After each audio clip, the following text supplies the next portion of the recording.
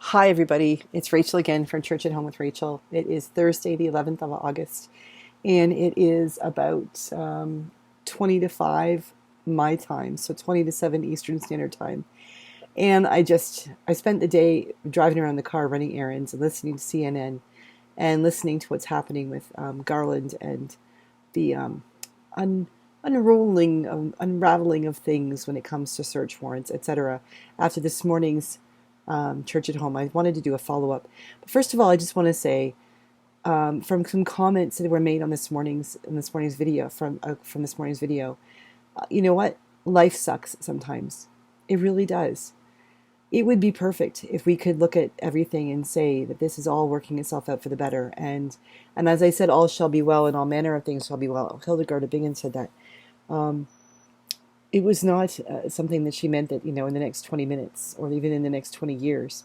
It was her speaking more of a mystical thing about in the long run, in the unfolding of God's plans for the world, even when man, at that time it would be mankind, humanity, messes around with free will. There is nothing we can do to stop other people from making bad decisions, whether it's politicians or the guy down the street or the neighbor that you can't live with or even your spouse. We can't force people to do the right thing. All we can do is try to do the best thing we have available in our own lives.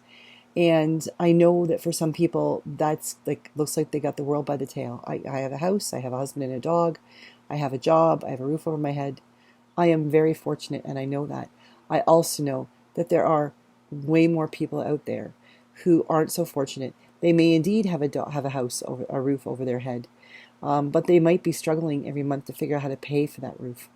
There are people who are making decisions below the border and above the border about whether they pay for food or rent. How do they put shoes on their kids' feet? How do they encourage their children to be happy and to be carefree as children when they put their kids to bed at night and wonder, where am I going to get milk for cereal tomorrow? How am I going to pay for soccer cleats? How am I going to pay for, those things they need for school when they go back to school? Things are very difficult. We've got so many people who are unhoused. The other day, somebody referred to that, instead of being homeless, they're referred to as unhoused. Yes, I have met people who have been offered opportunities for housing, and would have had to make lifestyle changes that would allow them to have a roof over their heads and a job to go to. And that was not something that they were willing to choose to do. They were choosing a life on the streets for themselves, making decisions that I scratch my head and think, why would you ever want that? But mostly it was, I think, because it's all they'd ever known. They knew who they could depend on. They knew what resources they could find. They knew how to take care of themselves on their own when no one else was demanding anything of them, and no one was leaning on them, and they had no one to lean on. But when circumstances changed, they were out of their element. They didn't know how to budget. They didn't know how to get up every morning and have a shower and go to a job. Things like that. That was a choice they made. But for the vast majority of people who are unhoused, for the vast majority of people who may have a house to live in but are struggling with mental health issues, who are struggling with issues around alcoholism or drug abuse, the decisions are really difficult to make.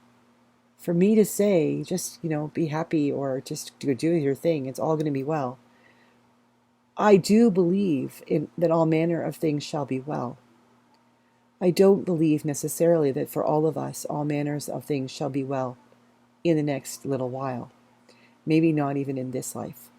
As a Christian, I do believe that we will come to a point in our new life in Christ when things we'll be able to look at things and say, okay, I get it.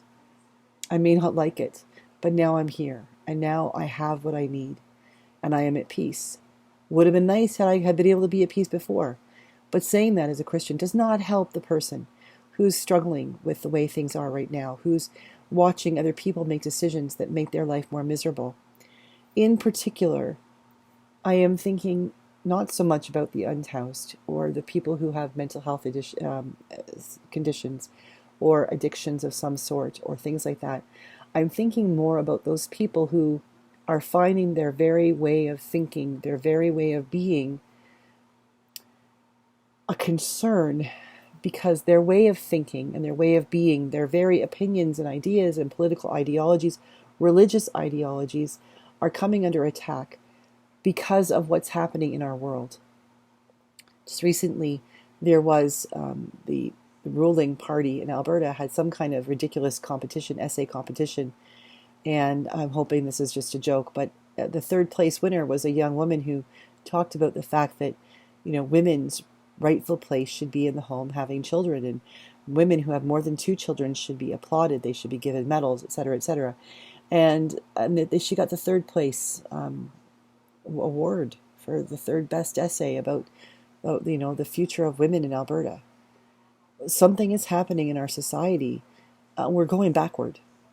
And watching what's happened today gives me hope, because as I was driving down the road listening to CNN, I listened to the Attorney General Garland speaking about petitioning the court to unseal the search warrant and the inventory sheet that was given to Trump's lawyers after the search warrant had been exercised.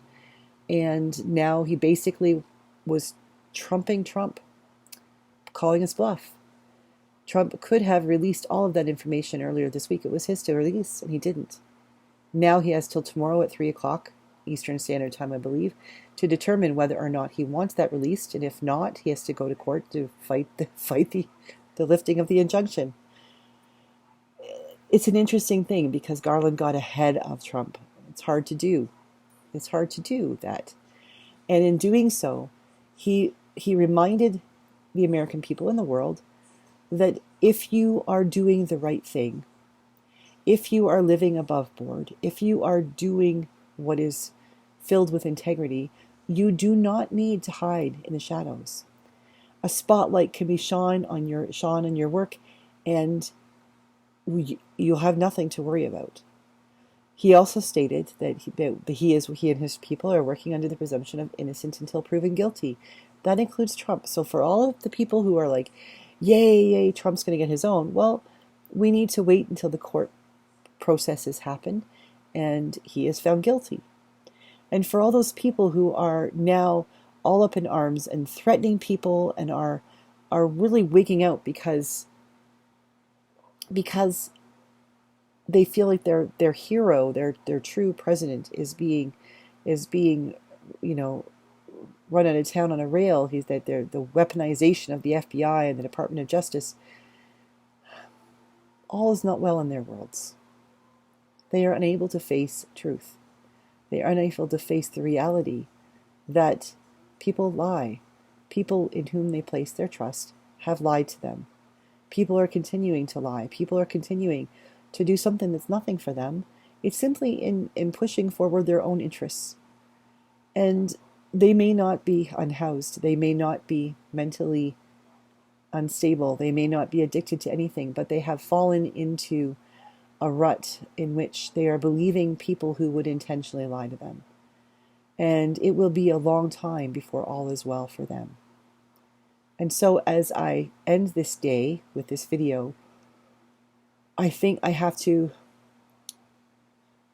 pray and hope that we will all, wherever we find ourselves standing, wherever hamster wheel, as somebody in the comments from this morning said, whatever hamster wheel we find ourselves on, that we might find the courage to stop running and to step off the wheel. That we might not look at society to determine what we should think or how we should act or what we should do. Because society is on its own hamster wheel that's going nowhere.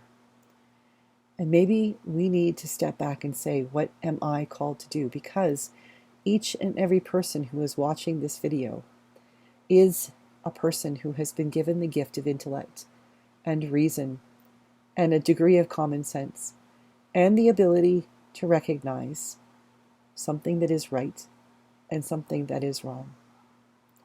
And to some degree, you have been given the ability to work toward that something that is right. You have also been given a voice, whether you believe anyone hears you or not. Please speak, because the more quiet voices that speak together, the more the world will hear. And maybe we will come to the point where we can house those who are unhoused. We can feed the hungry. We can tend to the children. We can help people find the help they need if they have mental health issues. We can help people to fight addictions, but only if we recognize that, number one, there are problems in the world that we are called to help with. And number two, we have the ability to help. All shall be well. I truly believe that. But I also believe it's going to take a hell of a lot of hard work for us to get there. And whether it's the political echelons of power, figuring out how to speak the truth once and for all and deal in facts and not fiction, or whether it's right down on our level of looking into our own neighborhoods or to our next door neighbor and saying, how can I help you? Or maybe more importantly, can you please help me? We need to help each other. We need to be honest with one another and gentle with one another. And we need to do the same for ourselves. So whether you're on the hamster wheel or you're figuring out, you know what, I can stop the running and get off and take my own journey, may God be with you. Please hang tight with us, those of us who seems to be watching on or encouraging that hamster wheel, because we can learn. We can try a new thing. We can follow those who should not be followed, or we can make the decision to stand up like Attorney General Garland and state the truth and work with integrity and say, be patient. The problem's not fixed, but we're heading in that direction. God bless you. God keep you. In the end, at some point, all shall be well. Have a good night, and I'll see you again tomorrow for Church at Home with Rachel.